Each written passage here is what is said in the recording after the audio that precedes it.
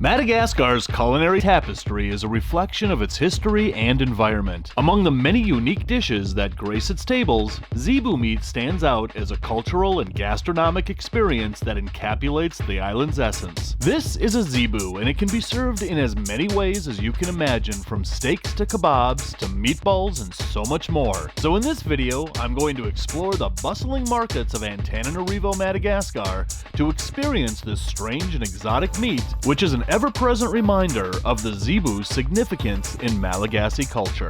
As I explore different Zebu cuisines in Madagascar, I dive into the history, cultural significance, and preparation of this cherished meat. So join me and my guide Patrick as we embark on a culinary journey that unveils the traditions, flavors, and stories behind Zebu, offering a deeper appreciation for the unique interplay of food and culture on this vibrant island. We're diving fork first into the world of Zebu meat in Madagascar. I'm Dave Kaufman, and this is Dave Kaufman Eats the World.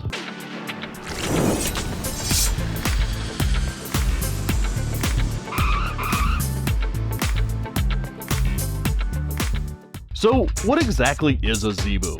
Well, picture a cow and a camel and maybe a unicorn having a slightly unconventional rendezvous, producing something that is as weird as it is tasty. What sets Zebu apart from other cattle breeds is their distinct physical characteristics, which have evolved over centuries of selective breeding for traits that allow them to thrive in this specific climate and environment. Zebus are commonly recognized by that big hump, which is primarily composed of a fatty tissue that acts as an energy reserve. Zebus are often used for their meat, milk, leather, and even as draft animals in plowing fields. But their meat is really what makes them the rock stars of the cattle world here in Madagascar.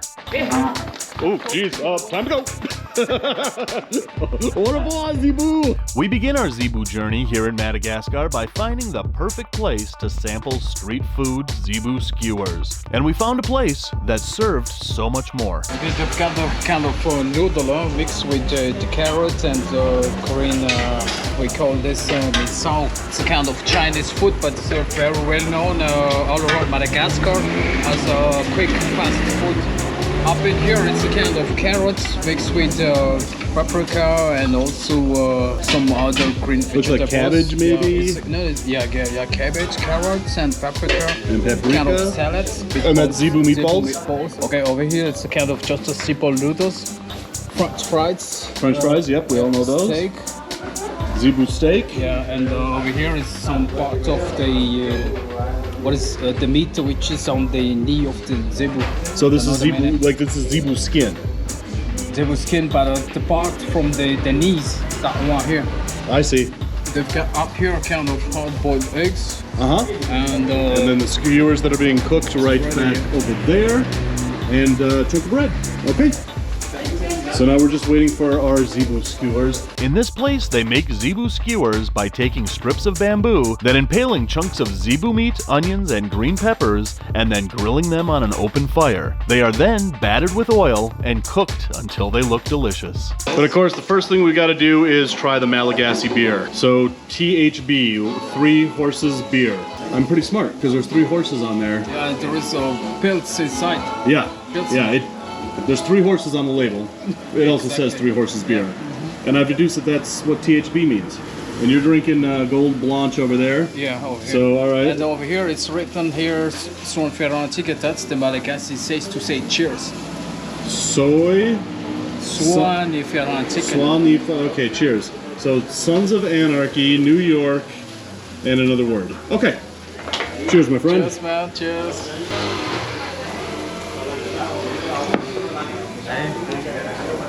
I like it. I like Malagasy beer. It's very hoppy. Yeah. It's very light. Tastes like beer. And our skewers are ready. All right. You have one. Yeah. I'll have one. All right. So our street food skewers are ready to go. I'm digging it. Oh. All right, I got a good bite there. So they put these in a marinade first before they put it in the cabinet, right before they cook it. And you can really taste a little hint of vinegar. Maybe there's a spice in there, maybe ginger, that's in that marinade. But that roasted green pepper combined with that, Zebu meat, man, that's good. But the zebu meat, kind of tough. Texture of it is basically kind of like a big nugget of juicy beef jerky. And it really doesn't taste like beef. It tastes more like goat or lamb, but they give you just like the tiniest little amount of zebu meat here. But man, as small as this is, it really is packed with a lot of flavor. I could eat like maybe 5, 6, 45 of these. These zebu meat skewers on the side of the street here in Antananarivo, man, these are really good. Malagasy people eat these for lunch, they eat these for snacks. These are really popular amongst Malagasy people. And I can really see why. So, leaving our street vendor with a few less zebu skewers and a beer, or 7, we headed deeper into the city to check out a local market that Patrick told me we could try other types of unique zebu dishes.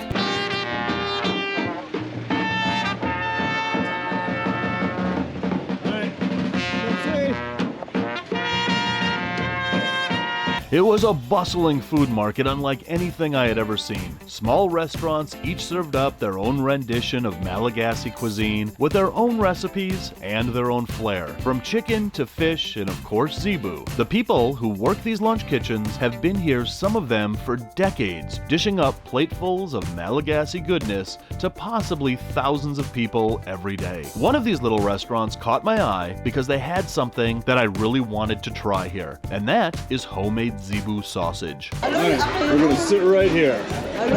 Hello. Hello, hello. All right, so we're gonna try the sausage here. Yep, and so she's making a bowl with cassava and rice. And then we're gonna try some of this sausage. Ah, here's mine. All right, look at this. Yeah, just a kind of green vegetables which can be mixed if we feel that the rice is too dry. Yeah, okay, so if the rice is too dry, we have this vegetable kind of broth here. Take it from a spoon and to mix it together. And we mix it together. All right, so it's also served with this cup of rice water. Yeah, it's a rice water. That means after the rice is ready, to take out from the pot, and then they leave a little bit rest of the rice to get it completely burned. Then dropping more water inside of this rest of left of the rice. Right. Changing it to the coloration like that. That's used to be as a special drink during the time for having lunch or having dinner. All right, so let's dig into this rice first.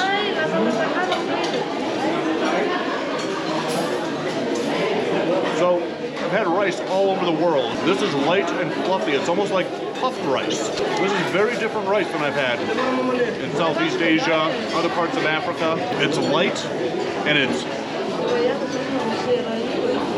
delicious just in and of itself. But what I'm really interested to try is the zebu sausage. Oh.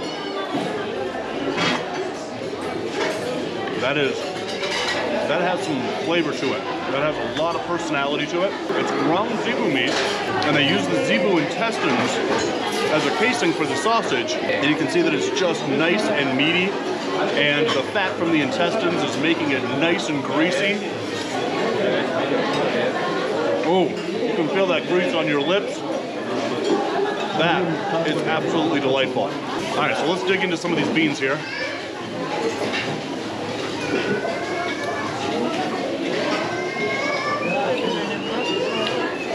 There's kind of an inherent greasy feel, like not greasy in a bad way, greasy in a really good way. It's very flavorful. And each bean just kind of bursts with flavor. But it's that zebu sausage, man, that just steals the show. All right, so Patrick, what did you get there? Yeah, I got a chicken, because it's been a long time I didn't had it. So you got the chicken and the rice. And also cucumber salad. Got it. It's a special flavor.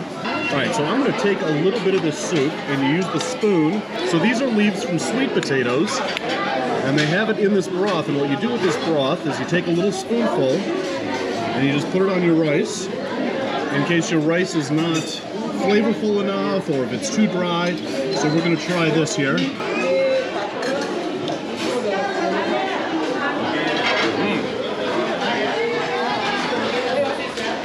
that really adds a sweet flavor to the rice. And if the rice wasn't good enough already in and of itself, because I spilled half of it off my spoon, this is a spoon now, apparently. If the rice wasn't puffy and delicious and light in and of itself, putting a little bit of that broth on it really makes a good difference. That's pretty awesome. Well, this is just awesome. I mean, this market is completely packed. We found a seat at this place. There are all these little restaurants and kind of kiosks around. Every single one of them is jam-packed with people. But this is the one that we chose because this one had a couple of seats. They had the Zebu sausage that I really wanted to try. But this is where the Malagasy people gather to have meals, is in a place like this. And this place is always packed. Oh, excuse me. Yeah, like I said, this place is crowded. There is no place to move. There's no place to sit. But we got our own little spot right here, and I'm going back in for Zebu meat. That is so good, so flavorful.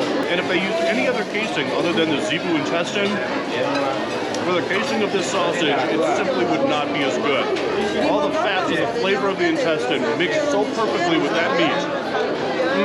Man, this is good. So now that we've tried two unique Zebu dishes, I wanted to see how Zebu was prepared in a more upscale restaurant. So we ventured back into the crowded streets of Antananarivo that seemed to always be alive with activity. Until we got to the suburbs, to a place that Patrick told me made the best Zebu kebabs in Madagascar. So unfortunately, we've come to Madagascar during the rainy season, which means that we have to contend with, well, rain. But if you really want to get a good feel on how they prepare Zebu meat at different places, you can't just go to the street markets. You've got to come to places like this that are a little more high-end, like here at the Pause Cafe.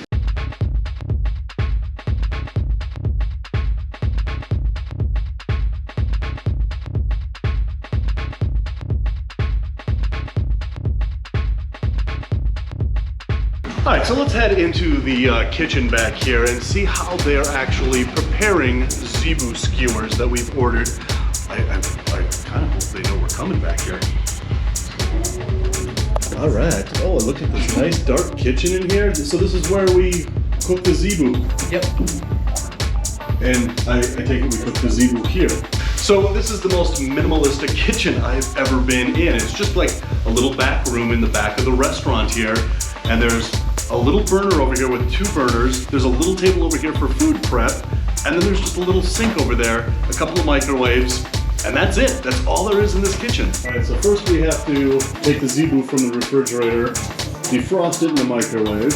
Then we have to get our skewers out. We're cooking by one light bulb up there. So the first step is to prep the veggies, and these kebabs are made with fresh green pepper, chopped zucchini, red onion, and Roma tomatoes. Then once the frozen meat is out of the microwave, yeah, I know what you're thinking, it's sawed into cubes and then threaded onto the skewers with all the other ingredients. Then it's given a bath in a marinade of soy sauce, oyster sauce, mustard, a touch of ginger, paprika, and other spices. And then they are set in a sizzling pan of oil and then drenched once again with the marinade. Now we have our finished display of Zebu meat kebab. Look at this presentation. We've got a nice little flower over here of peppers, a nice little zucchini flower, some fried potatoes, which, you know, we know are French fries, and there's our skewers.